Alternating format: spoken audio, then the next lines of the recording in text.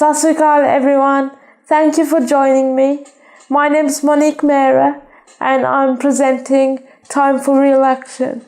This month, in December, many disabled people celebrate International Disabled People's Day.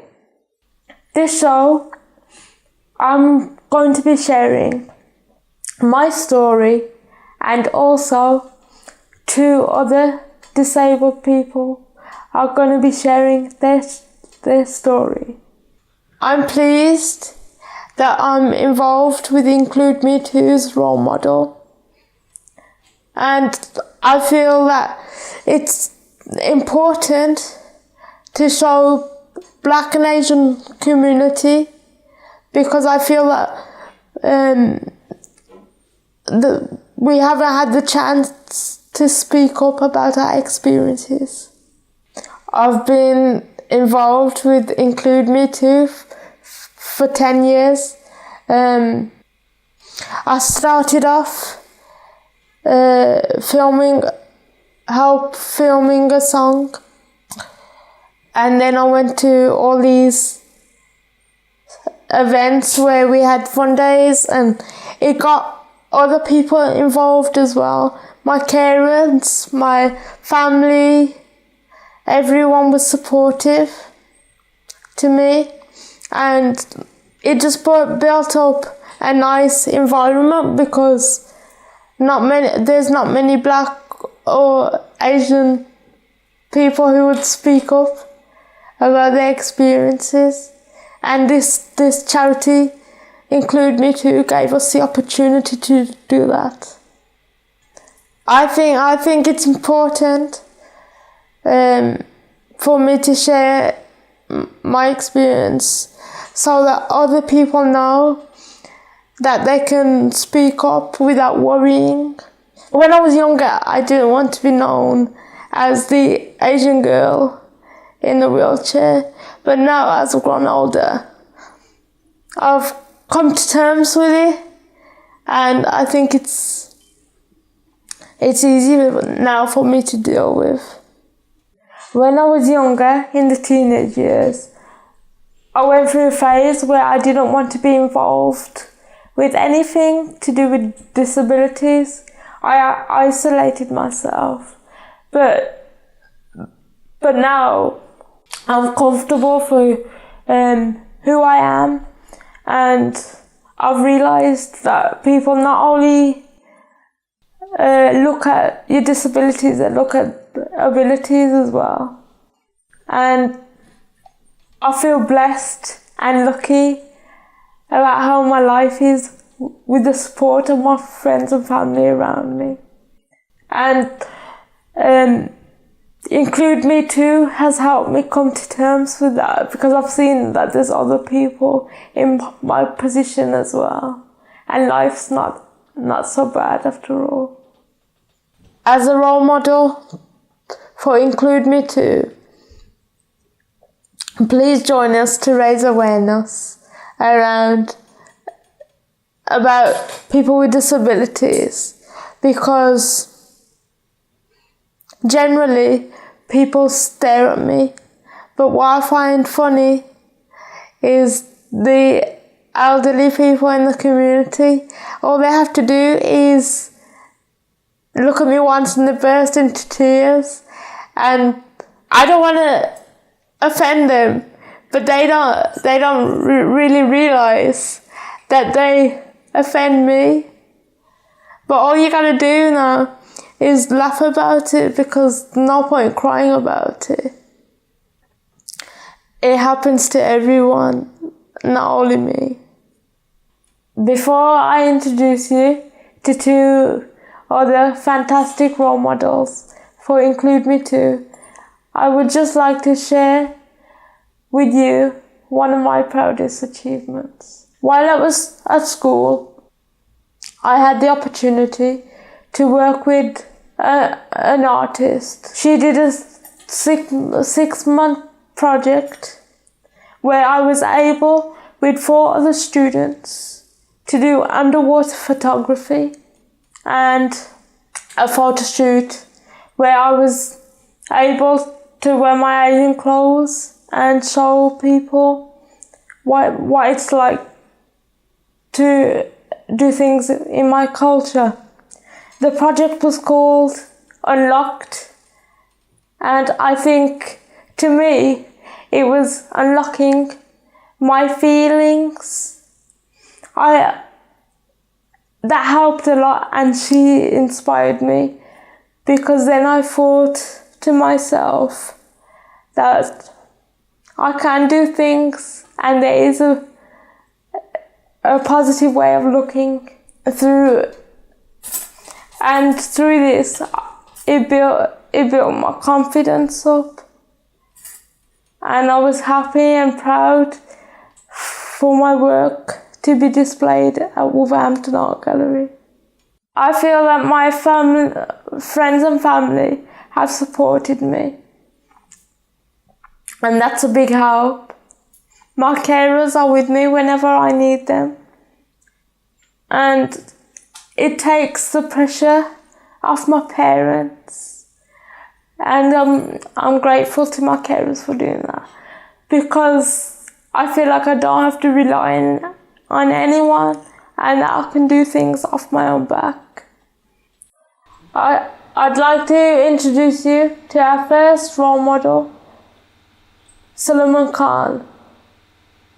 He's sharing his story about his education and social life.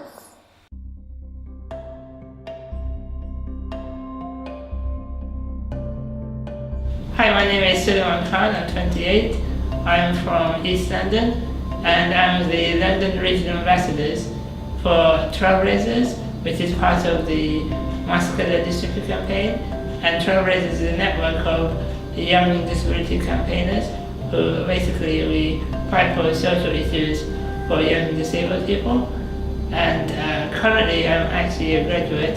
I graduated last year and I studied advertising and brand communication. And right now I'm just continuing to campaign with Trailblazers and just taking one day at a time and just struggling still to find a job really. Throughout my life I've had many barriers, and one of the main barriers, as I mentioned, was going to university. And actually when I moved back from America I found a report from a psychologist for a test I took before I started primary school, and this psychologist actually said that Salman seems to be reasonably intelligent. So university really changed my life for the better. As I mentioned, it was quite a scary thing for me, and I was quite afraid to actually go to university. But very quickly I decided that just to go up to people and just to say hi. And then within a few months I was actually starting to socialize with more people. Once people actually saw the kind of work I was creating, and they really understood that they really had to take notice, and it was really nice to actually have that experience. I've never really had that experience, particularly the social aspect. I think people take that for granted as well, and I think that's really important. What challenges do you face in your daily life?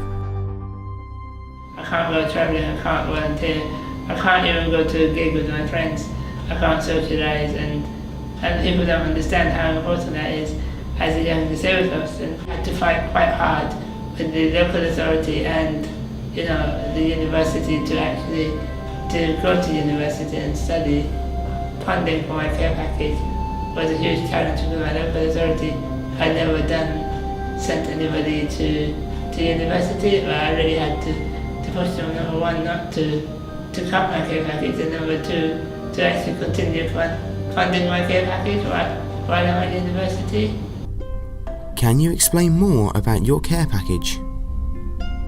For me, I have a 24/7 care package, and then a year after I moved back to London in 2007, I was clinically assessed by the local authority to need a full-time care package. So I always have two carers with me at all times, 24 hours a day. So in 12-hour shifts there's always 2 hours, two carers with me. And without that care support, I wouldn't be able to travel, to go out, to do things And my care package is quite a rare one. It's not really social care, and social care is mainly when you have carers that come once a week and take you to Tesco's, but because my argument therefore to the local authorities, because I have a condition that has no cure and it will get worse over time, then it's a clinical need rather than a social need, so I have quite good specialist trained carers, which makes a much larger and more appropriate care package. What did you study at university? I studied advertising around communication. The main reason why that is because for about 7 years in America, I studied advertising and marketing, so I really enjoyed the creative side, so I wanted to study that at university level. And since graduating, I really wanted to go into the advertising industry and to work at an advertising agency. So in my second year, I actually set up my own personal brand. So I wanted to do something different. I didn't want to just, have my name on my CV. So I set up my own personal brand to do my work under. And so in the last few months, I've just been working on projects, my own creative projects, and hopefully in the next few months, I'm gonna have some new projects and just build up my portfolio in that sense too. And it was probably the best experience of my life. Who are your role models? For me, I had two main role models. My main role models were my parents, really. I think without them, because my parents, from a very, very young age, I think there was only one time when I said, when I was 5 or so, I said, okay, what's wrong with you? And I said, oh, there's nothing wrong with you.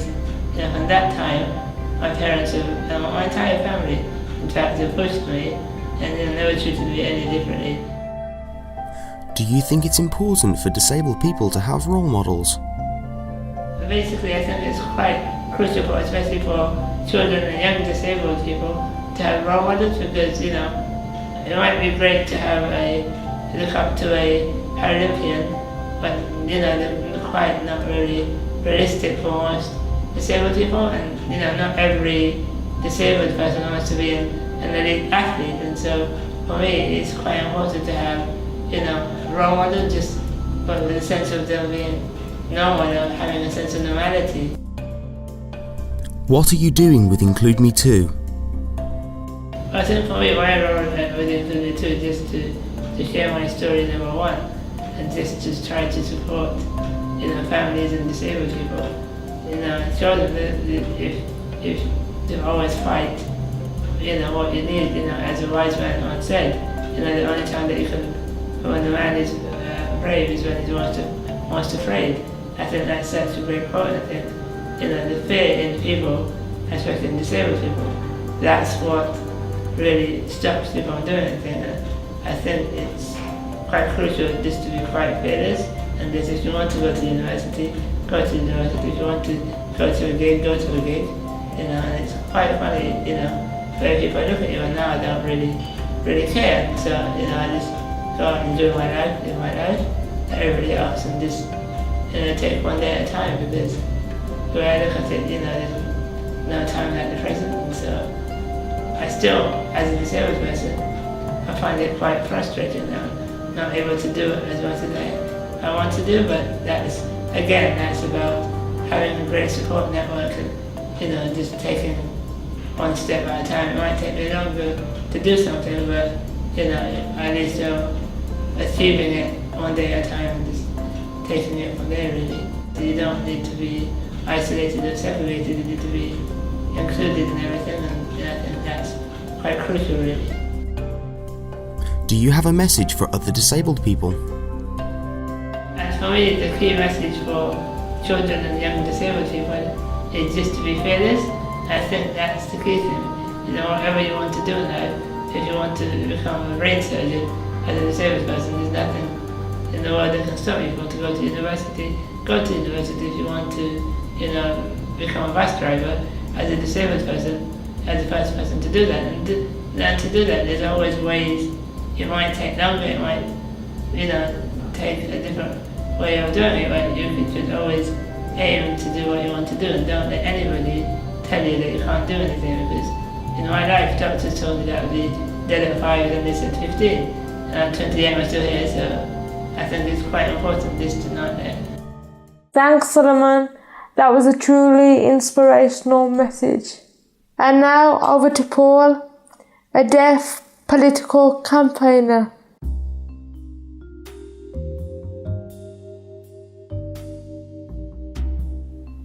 Hello, my name is Paul Ntulila and I'm from London. I came to Wolverhampton today because I want to be a role model for young people. I think it is important for young people, and especially deaf and disabled young people, to have someone to look up to, admire, and to see what impact they could make and what they could achieve.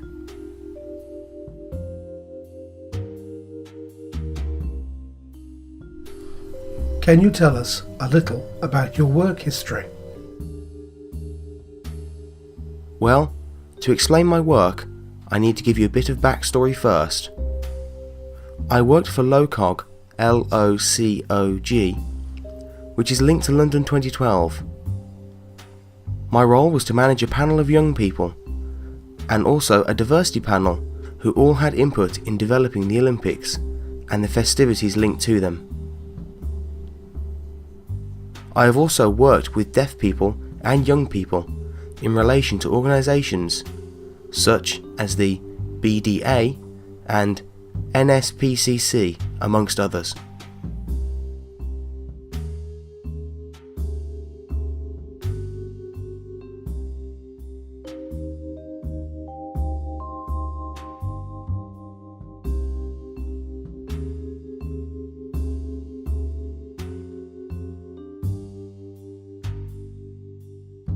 Why did you get involved with the NSPCC?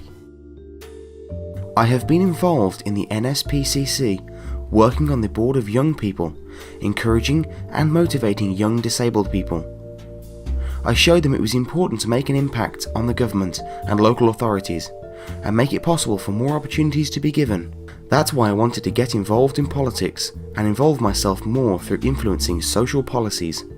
For example, policies such as the Child Protection Act and children's rights linked to more specific involvement with influencing the government.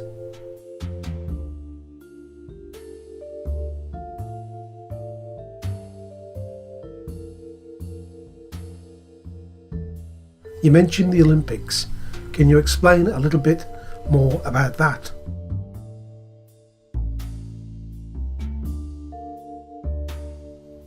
Also, Floella Benjamin, who used to be a famous actress for the BBC, encouraged me to work on the Olympics 2012, as she was the chairperson of the Young People's Panel. She interviewed me and then gave me such an amazing opportunity, and other opportunities linked to the local area, the Olympic Stadium, getting involved with disability sport, etc. It was definitely worth absorbing it all on my own professional development to expand and support people in the future. I loved my job. It was the best.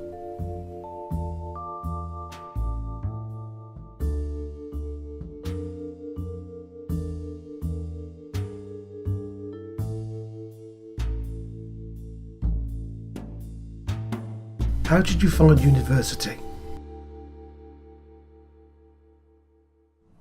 I went to university in Preston, where I studied politics and deaf studies.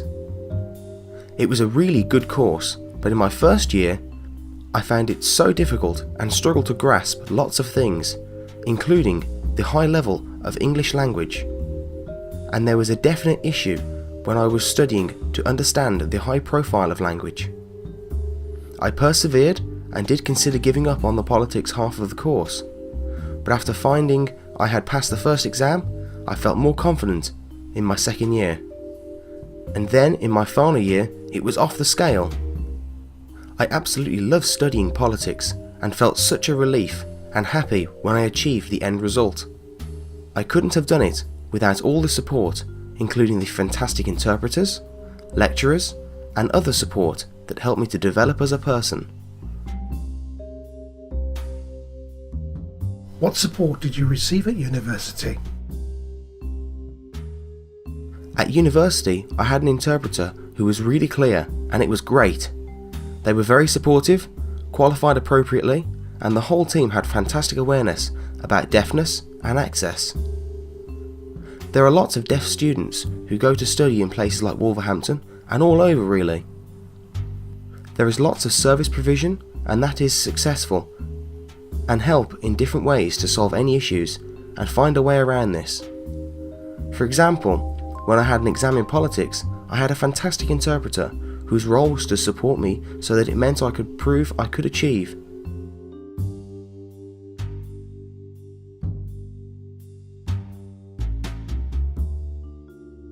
Who were your role models?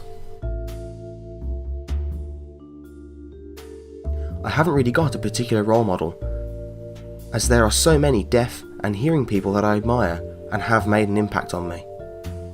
When I was growing up, I personally liked drama and acting, and although my aim now is politics, I didn't really get a feel for it until I saw Barack Obama and Hillary Clinton. I was astounded. Hillary was aiming to become the first female president, and Obama was aiming to become the first black president. I was quite skeptical, but the campaign continued and eventually Obama won the presidency. It was such an amazing feeling. This caused a massive change in my thoughts, and I gave up acting completely and focused on politics, because Obama and Hillary achieving their goals and becoming major role models for me. I decided on politics because I felt it was worth influencing the community and feeling like I could possibly do that. Why did you get involved with Include Me Too? Well, I think really Include Me Too is the perfect charity to represent, to show how role models like myself can influence the community. Also, how important it is to encourage disabled people to become more involved in opportunities, and the previous barriers can be scrapped. Everyone's views can be debated, as well as disabled issues in general. I know statistics show that barriers still exist, but Include Me Too can help reduce these barriers by finding a smoother way to resolve problems for future work. Disabled people do have a voice, and by giving them a chance for their views and feedback, Include Me Too can help them to achieve their goals in life.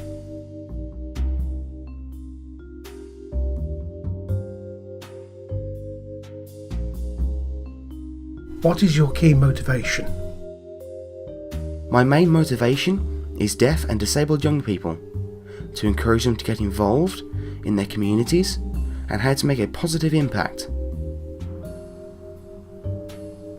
The barriers and struggles they face are incredible, and trying to achieve their dreams is going to be extremely difficult. But after making it through these struggles and upsetting times, I want to show them they can do it and acknowledge the realization by encouraging them to go for it and make a difference.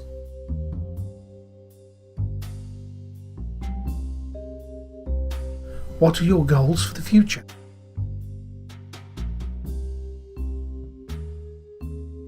In the future, my dream and main aim really is to become the first black Prime Minister in the UK. I would love to become involved in politics and really get stuck into making a difference to the whole community through political activities and also international relations.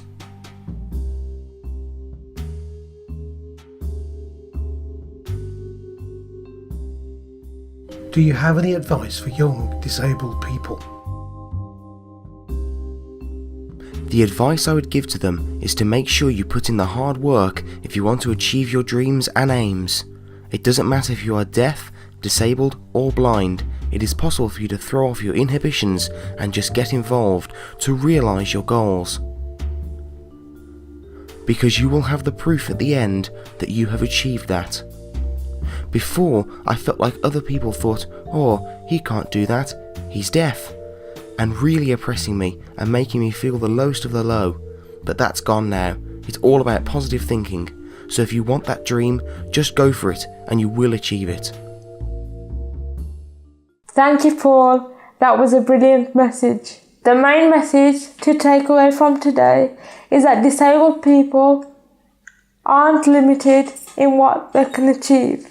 Please support, include me too, to give disabled people a voice. Thank you for watching. See you again soon.